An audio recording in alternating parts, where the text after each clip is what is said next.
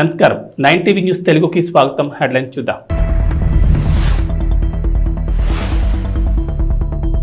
ఎంపీగా పోటీ చేస్తున్న అవినాష్ రెడ్డిని ఓడించాలి. బస్సు పాదయాత్రలో ప్రజలకు పిలుపునిచ్చిన షర్మిల.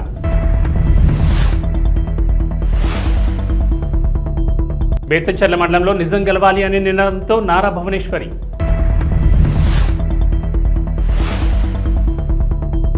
ట్రాక్టర్ నడిపి గ్రామస్తులను ఉత్సాహపరిచిన కొలికపూడి శ్రీనివాసరావు. గుంటూరు జిల్లా పొన్నూరు నియోజకవర్గం మున్సిపాలిటీ పరిధిలోని 30-31 వార్డులో తెలుగుదేశం పార్టీ అభ్యర్థి ధూళిపాళ్ల నరేంద్ర కుమార్ మరియు జనసేన పొన్నూరు నియోజకవర్గ సమన్వయకర్త మార్కండే బాబు పర్యటించారు. ఈ సందర్భంగా స్థానికంగా ఉన్న సమస్యలు అడిగి తెలుసుకుని తెలుగుదేశం పార్టీ అధికారంలోకి రాగానే సమస్యల పరిష్కారానికి కృషి చేస్తారని అన్నారు. సైకిల్ గుర్తుపై ఓటు వేసి ఎమ్మెల్యేగా తనను, ఎంపీగా పెంబసాని చంద్రశేఖర్ను గెలిపించాలని ఓటర్లను అభ్యర్థించారు.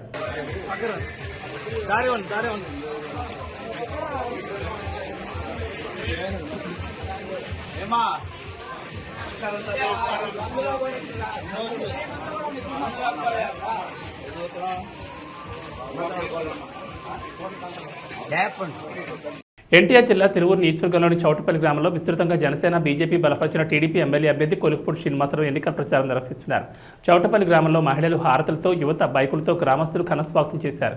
అనంతరం రోడ్ షో నిర్వహించారు. అడుగడుగున ప్రజలు నీరాజనాలు అందుకుంటూ ముందుకు సాగుతున్నారు. జగన్మోహన్ రెడ్డి గారి పరిపాలన వల్ల మన ప్రాంతానికి లాభం జరిగిందా, నష్టం జరిగిందా?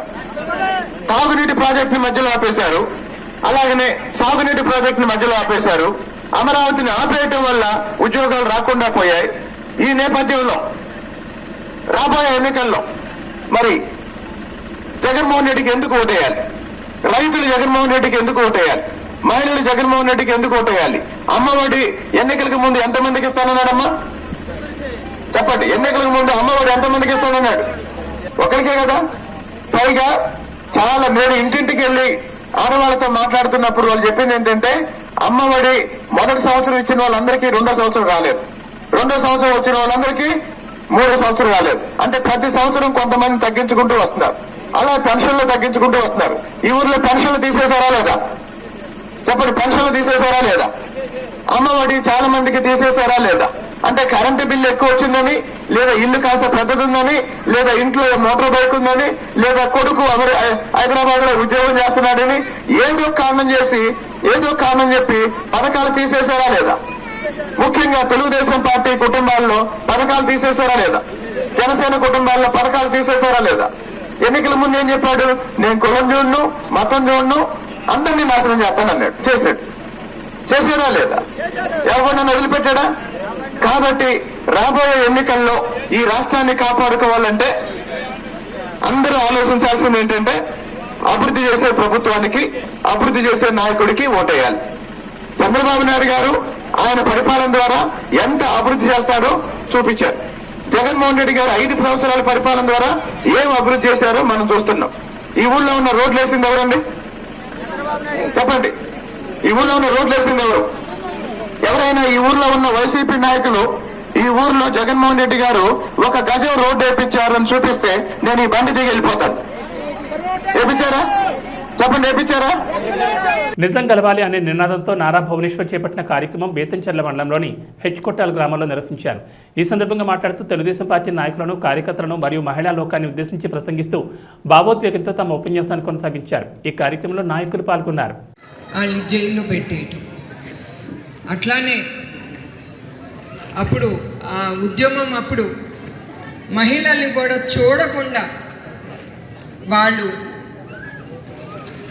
లాక్కెళ్ళి రోడ్ల మీద వ్యాన్లు ఎక్కించి స్టేషన్ నుంచి స్టేషన్ తిప్పించారు స్త్రీలందరినీ. అట్లానే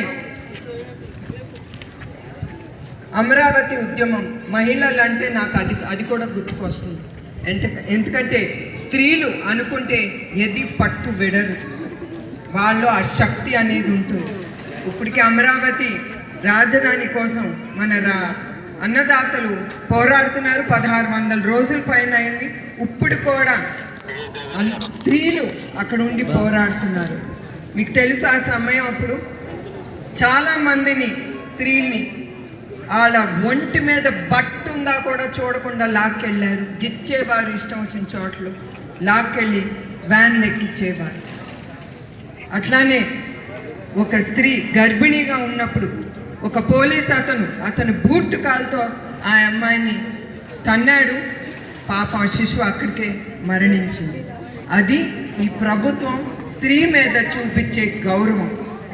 అదే చంద్రబాబు నాయుడు గారు అవుతే ఎప్పుడు ఆయన స్త్రీల గురించి చాలా ఆలోచించేవారు. ఆలోచించి డ్వాక్రా మహిళా గ్రూప్ ముందుకు తీసుకొచ్చాడు. ఎందుకు తీసుకొచ్చారు? ఆయన ఏ మహిళ చెయ్యి జాపి డబ్బు కోసం అడగకూడదు, తన కాళ్ళ మీద నుంచోవాలి, తనకి గౌరవం అనేది ఉండాలని ఆ డ్వాక్రా మహిళా గ్రూప్ తీసుకొచ్చారు స్త్రీల కోసం.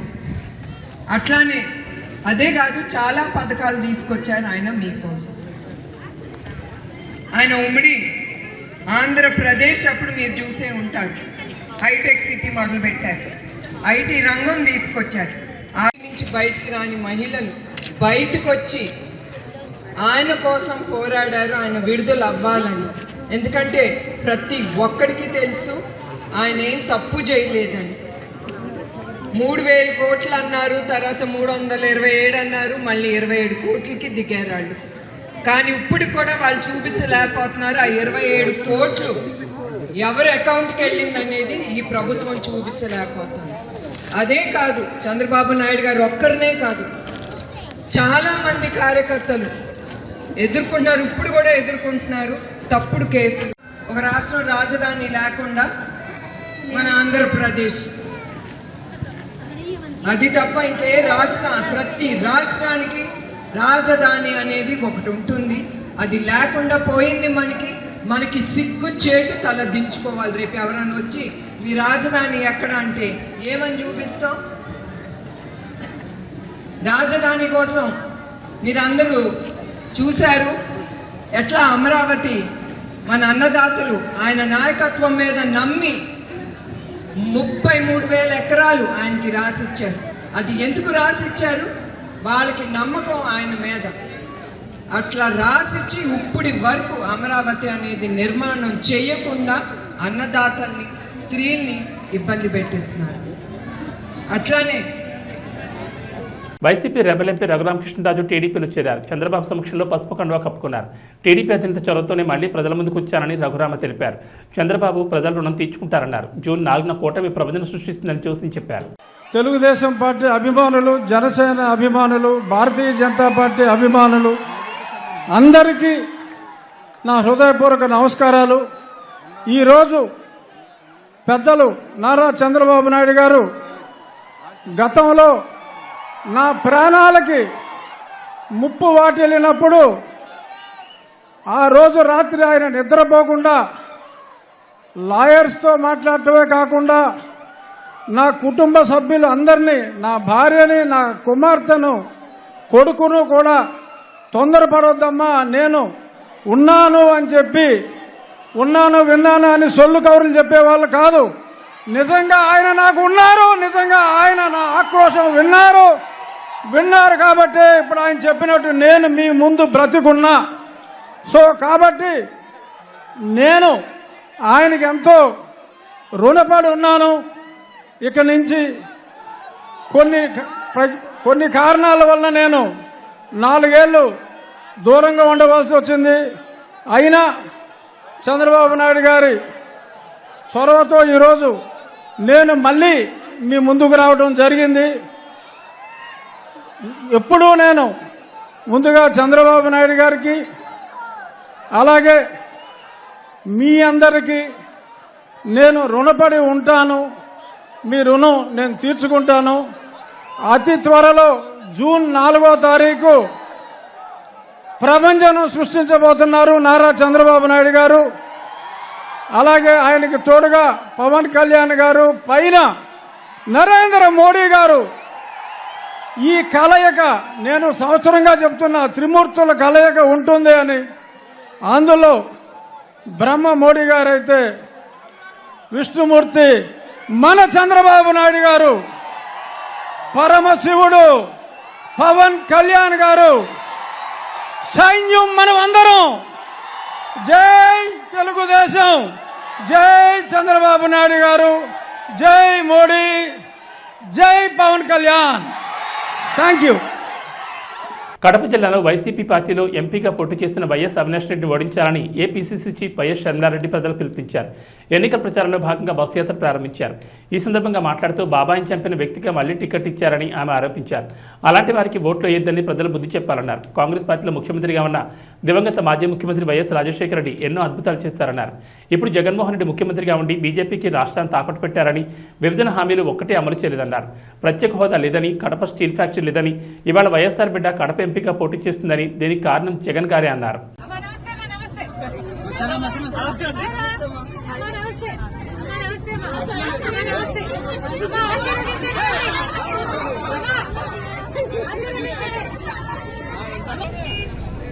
వివేకవంతులైన చైతన్యవంతులైన బద్వేలు అసెంబ్లీ నియోజకవర్గపు ఓటర్ మహాశైలకు, అక్క చెల్లెలకు, అన్నతమ్ములకు కాంగ్రెస్ పార్టీ తరఫున, హస్తం గుర్తు తరఫున మా హృదయపూర్వక విజ్ఞప్తి. ఇప్పుడు ఈ చైతన్యతంలో మీ ముందర కడప పార్లమెంటు స్థానానికి కాంగ్రెస్ పార్టీ తరఫున హస్తం గుర్తు మీద పోటీ చేస్తున్నటువంటి పులివెందుల పులిబిడ్డ, కడప జిల్లా కన్నబిడ్డ, రాయలసీమ రతనాల బిడ్డ, ఆంధ్రమాత అనుంగు బిడ్డ, దివంగత స్వర్గీయ రాజశేఖర రెడ్డి గారి ముద్దుల బిడ్డ అయినటువంటి వైఎస్ షర్మిలారెడ్డి గారు మన ముందున్నారు. అదేవిధంగా బద్వేలు అసెంబ్లీ నియోజకవర్గానికి కాంగ్రెస్ పార్టీ అభ్యర్థిగా హస్తం గుర్తు మీద మీ అందరికీ చిరపరిచితురాలు, సదా మీకు అందుబాటులో ఉండే వ్యక్తి, విద్యాధికురాలు శ్రీమతి ఎన్డి విజయజ్యోతి గారు మీ ముందర ఉన్నారు. మరొక విశేషం, వైఎస్ వివేకానంద రెడ్డి గారి, స్వర్గీయ వైఎస్ వివేకానంద రెడ్డి గారి ముద్దుల బిడ్డ డాక్టర్, విద్యాధికురాలు డాక్టర్ నర్రెడ్డి సునీతారెడ్డి గారు మీ ముందర ఉన్నారు. ఇప్పుడు మిమ్మల్ని ఉద్దేశించి ఎందుకు వచ్చామంటే, వచ్చే నెల 13వ తారీఖున కడప లోక్సభ స్థానానికి, బద్వేలు అసెంబ్లీ స్థానానికి ఎన్నికలు జరగబోతున్న విషయం మీ అందరికీ తెలుసు. ఈ ఎన్నికల్లో కాంగ్రెస్ పార్టీ కడప పార్లమెంటుకు వచ్చేసి షర్మిలారెడ్డి గారు, అసెంబ్లీకి బద్వేలు అసెంబ్లీకి విజయజ్యోతి గారు పోటీ చేస్తున్నారు. కాంగ్రెస్ పార్టీకి హస్తం గుర్తు మీద ఓట్లు వేసి వీరిని వారిని గెలిపించాలని మీకు విజ్ఞప్తి చేసే కోసం ఇక్కడికి రావడం జరిగింది. ఇప్పుడు ముందు బద్వేలు అసెంబ్లీ నియోజకవర్గ అభ్యర్థి శ్రీమతి విజయజ్యోతి గారు మాట్లాడతారు. ఏపీసీసీ అధ్యక్షురాలు, కడప పార్లమెంట్ అభ్యర్థి అయినటువంటి మన దివంగత నేత వైఎస్ రాజశేఖర రెడ్డి గారి కుమార్తె వైఎస్ షర్మిలారెడ్డి గారు, అదేవిధంగా మాజీ రాజ్యసభ సభ్యులు తులసిరెడ్డి గారు, సునీత మేడం గారు, ఇక్కడ వేదిక మీద ఉన్నటువంటి వారు, చేరవచ్చిన సోదరి మళ్ళందరికీ నమస్కారం. తులసిరెడ్డి సార్ చెప్పినట్లుగా మన షర్మిలమ్మ గారు కడప పార్లమెంటుకు ఎంపీ అభ్యర్థిగా పోటీ చేస్తూ ఉన్నారు. మీ అందరికీ వారెవరో తెలుసు. మనమందరము మన నియోజకవర్గమే కాదు, రాష్ట్రమంతా ఇష్టపడే మన దివంగత నేత రాజశేఖర రెడ్డి గారి ముద్దుబిడ్డ, సింహంలాగా కాంగ్రెస్ పార్టీ అట్టడుగునప్పుడు సింహంలాగా గర్జించడానికి ఆమె పార్టీ పగ్గాలు చేపట్టారు. చిత్తూరు జిల్లా కుప్పం కొత్తపేట తెలుగుదేశం పార్టీ ఇన్ఛార్జ్ ముఖేష్ మరియు కన్నన్ వరదరాజులు సుకుమార్ ఆధ్వర్యంలో తెలుగుదేశం పార్టీ ఆత్మీయ సమావేశం నిర్వహించారు. ఈ కార్యక్రమానికి ముఖ్య అతిథులుగా ఎమ్మెల్సీ కంచర్ల శ్రీకాంత్, కుప్పం నియోజకవర్గం in charge P S Minaratnam, Gopinath, doctor Suresh పాల్గొన్నారు. ఈ సందర్భంగా ఎమ్మెల్సీ శ్రీకాంత్ మాట్లాడుతూ కొత్తపేటలో నిరుపయోగంగా ఉన్న మార్కెట్ కాంప్లెక్స్ను నెబాలిష్ చేసి నూతనంగా కాంప్లెక్స్ నిర్మించి అందులో డీఎస్పీ కార్యాలయం మరియు ఇతర ప్రభుత్వ కార్యాలయాలను ఏర్పాటు చేయడం జరుగుతున్నారు. కొత్తపేటలోని ప్రజలు ఎదుర్కొంటున్న అన్ని సమస్యలను తీరుస్తామని అన్నారు. అదేవిధంగా జరగబోయే ఎన్నికల్లో టీడీపీ అధినేత చంద్రబాబు నాయుడు 1,00,000 ఓట్ల మెజార్టీతో గెలవడం ఖాయమన్నారు.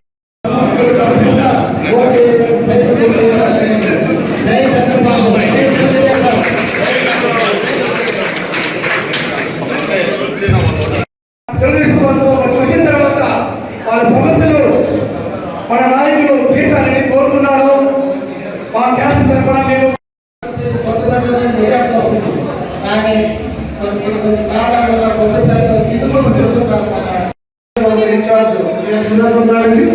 అదేవిధంగా మన సమన్వయ కమిటీ అధ్యక్షుడు కంచర్ల శ్రీకాంత్ గారు, ఎమ్మెల్సీ గారికి, అదేవిధంగా అధ్యక్షుడు రాజకుమార్ గారికి, క్లస్టర్ ఇన్ఛార్జ్ సత్యశేఖర్ గారికి, డాక్టర్ సురేష్ మరి సోదరులందరికీ కూడా పేరు నమస్కారాలు.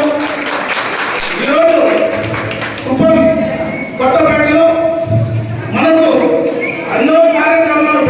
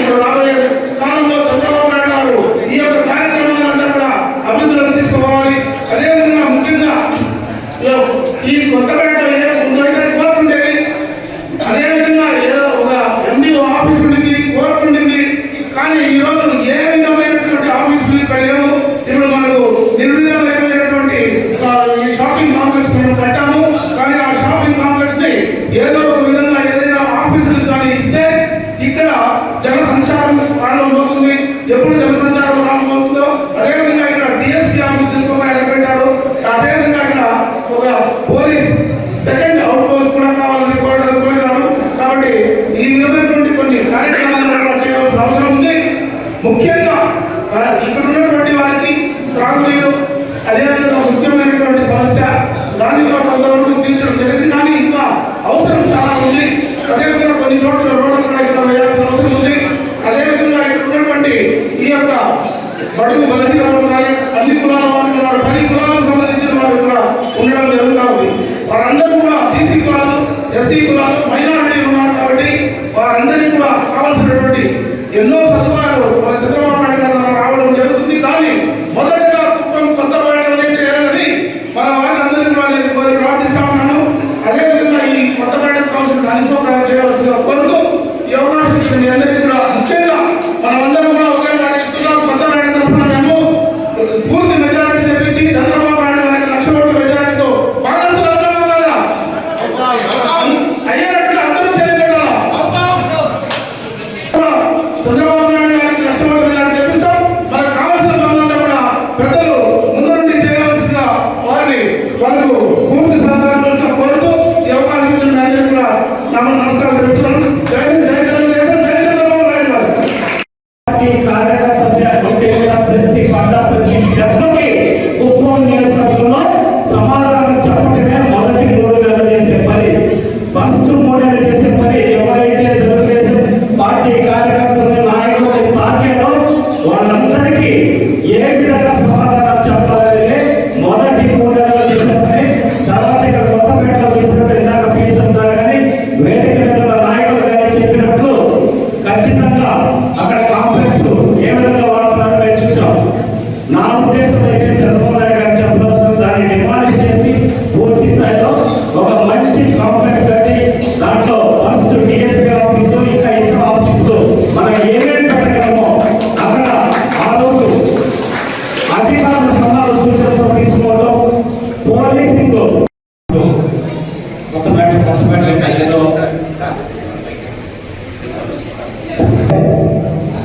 కొత్తపేటకు కుప్పం వచ్చినప్పుడు కొత్తపేట అదేదో పాకిస్తాన్ లాగో ఆఫ్ఘనిస్తాన్ లాగో లేకపోతే హైదరాబాద్ పాత బస్తీ లాగో ఇట్లా కథలుగా చెప్తూ వచ్చారు.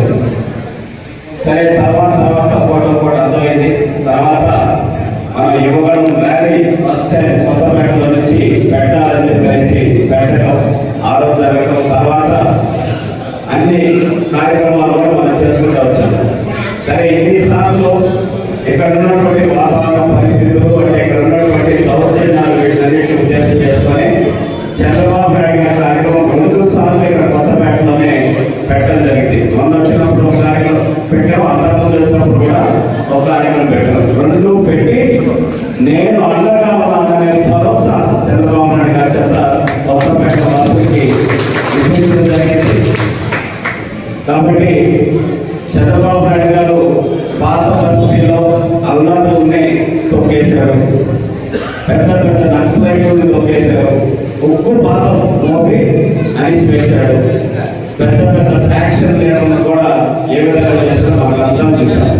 అయితే ఆయన ఎప్పుడు మంచిగా ఆలోచిస్తారు. కాబట్టి ఈ కుప్పంలో ఈరోజు కుప్పి గంతులు వేస్తున్న ప్రతి పిల్లలోని ఈరోజు వాళ్ళ ఆనంద సాగుతుంది.